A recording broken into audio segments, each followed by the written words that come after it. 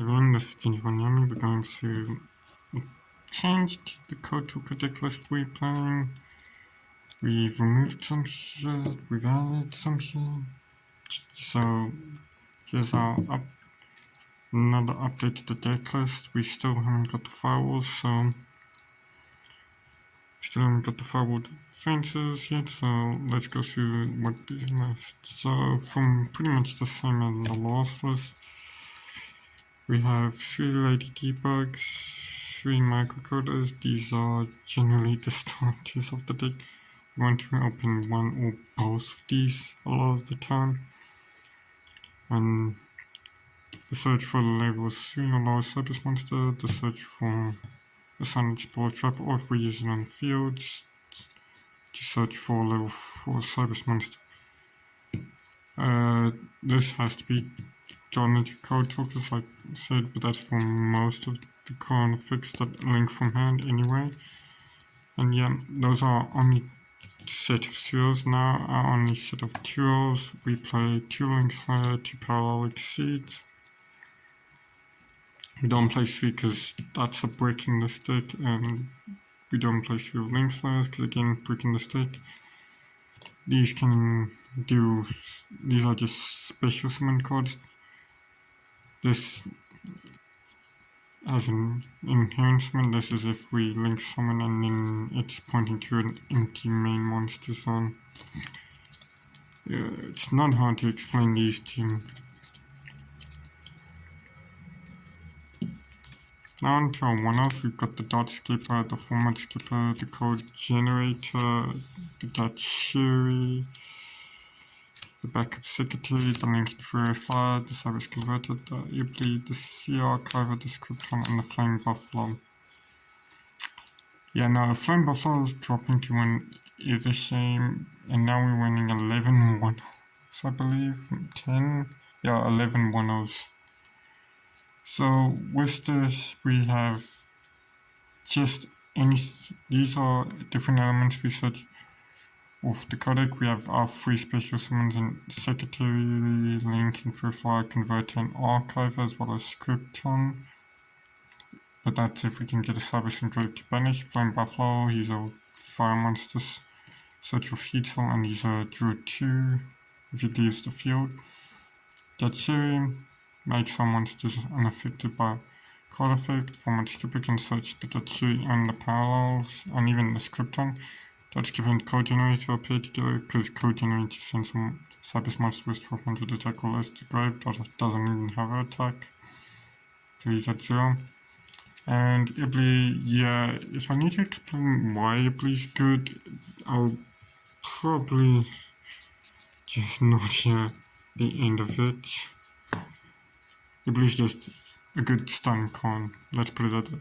Our scrubs and spells, we only got like our monsters, 2 sets of spells and spells, which are the 3 codecs and the 3 minings. Basically, these are our search cards. So our startup search card, which is Silent Mining, and then our combo search card, which is 6 times per turn on average. So we've got. So whenever we summon a code took monster, such as Cyberus monster, same attribute, and then level 4 loss Cyberus monster. This is actually a stronger version of Lady Debug, but in spell card form, and probably better.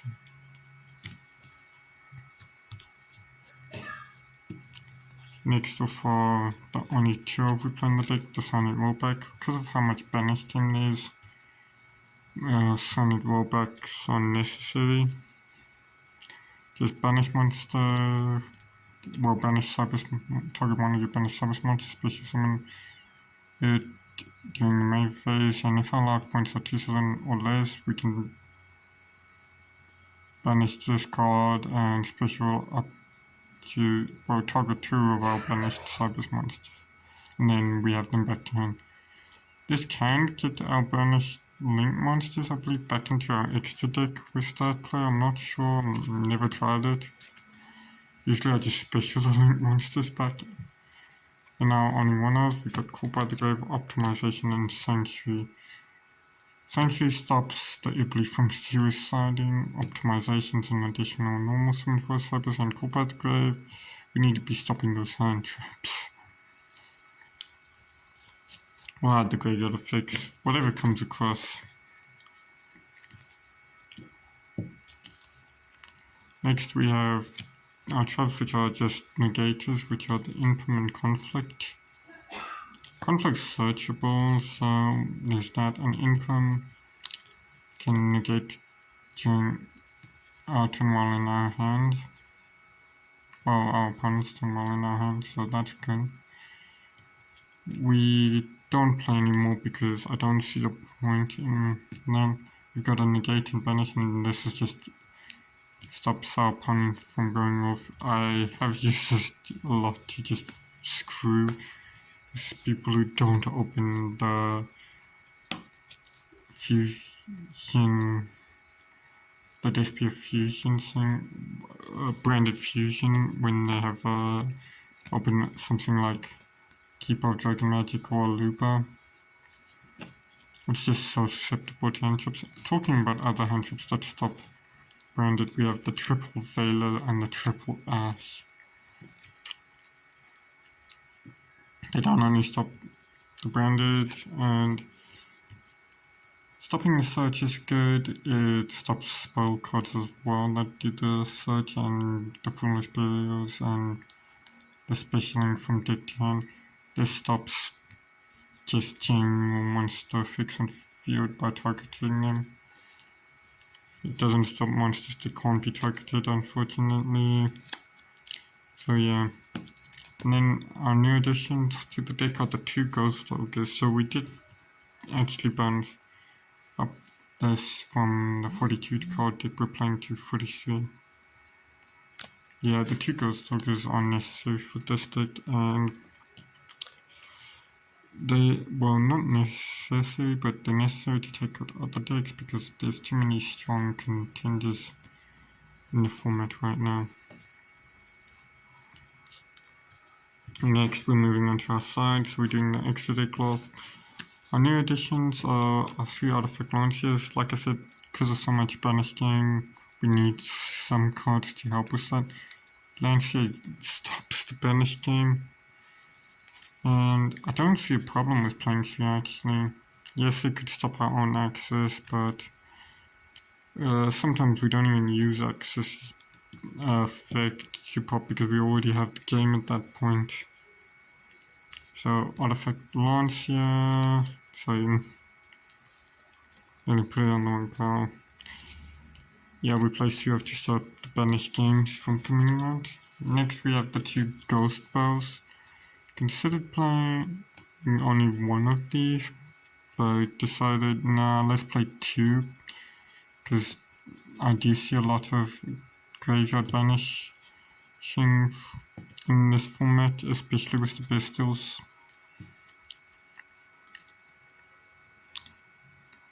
And that's about it.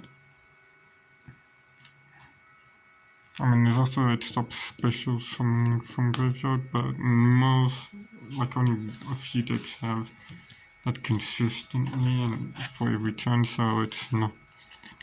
Next is a going second card in the side, Dark Ruler no more. Yeah, this card can win games. It's not the easiest card to get anymore because the Albert Structure deck is sold out to my knowledge. So if you don't have this, you're gonna struggle going second unless it breaks, which is, and it's a very good for board breaking. Next we play our 3 of Rivalry. There was a considering dropping this because there are times where we go up against decks that don't even lose to Rivalry.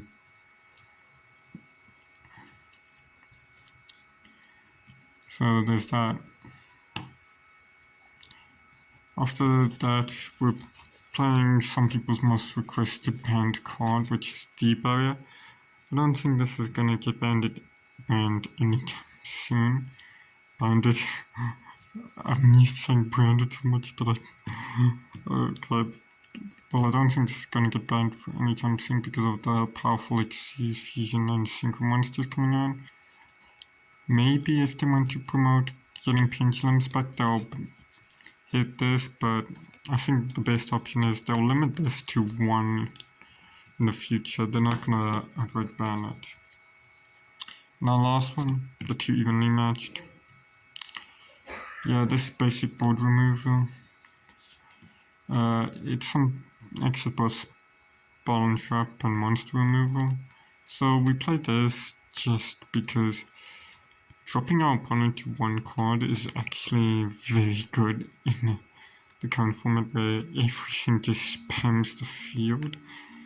And I have seen this before, but some versions of Labyrinth will run this paired with a Labyrinth monster.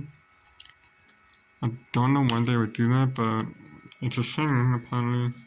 Still a good card evenly matched. Now into the extra deck, and there's not much change from the last time I did an upload. It was mainly the main and side deck that changed on the extra deck, and as you can see we're starting off the same with our Link 1s. 2 Bear Links, 1 Ling, and Talkback. Bear Links is what we in the game on with the U-Link normally. Ling is our trap negator, and Talkback recovers our board. Yeah, there's not much we actually have for good Link monsters yet.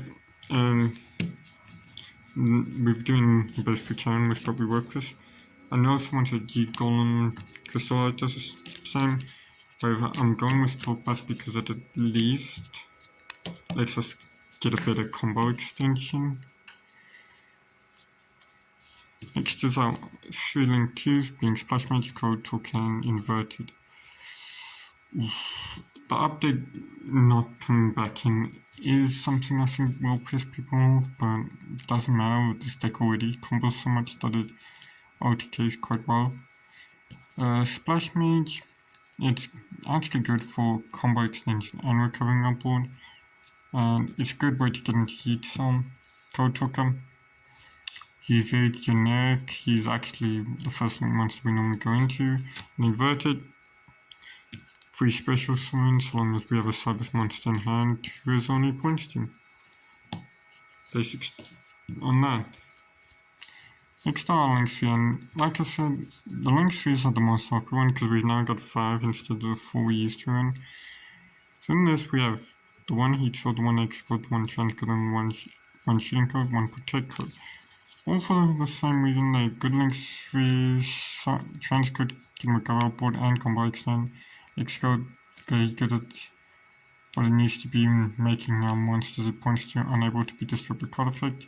Shooting Code, we only use him because he's the water search for Codec, and Protect Code can special summon himself with firewalls in the field from the graveyard, but he's banished instead, and he protects our Link 4s or highs from card effects. Very good. And we get the Heat Zone, the pot of greed of the deck, if you might say. I say that because he can actually draw the card during our opponent's turn, and he's basically hand trap turbo. Yeah, I mean, I've seen a Heat Zone hand trap turbo deck, they are nuts. Then we got our boss monsters, Avomax, Access Code, Firewall. Yeah, this list doesn't change much with these guys. Avomax is the best out to what I've been seeing in the Cybers matchup with the rival. Access, he's probably the second best, but he still does. I mean, Firewall, I mean, the interruption and the combo extension he provides, 10 out of 10. So yeah, that's been our Code Token deck list. Please like and subscribe. Shout out to our Ignis brother Caden for buying us this Cyberstorm Access mat. And yeah, that will be me from Ginger1 Yummy. Please like, subscribe, and I'll do you later.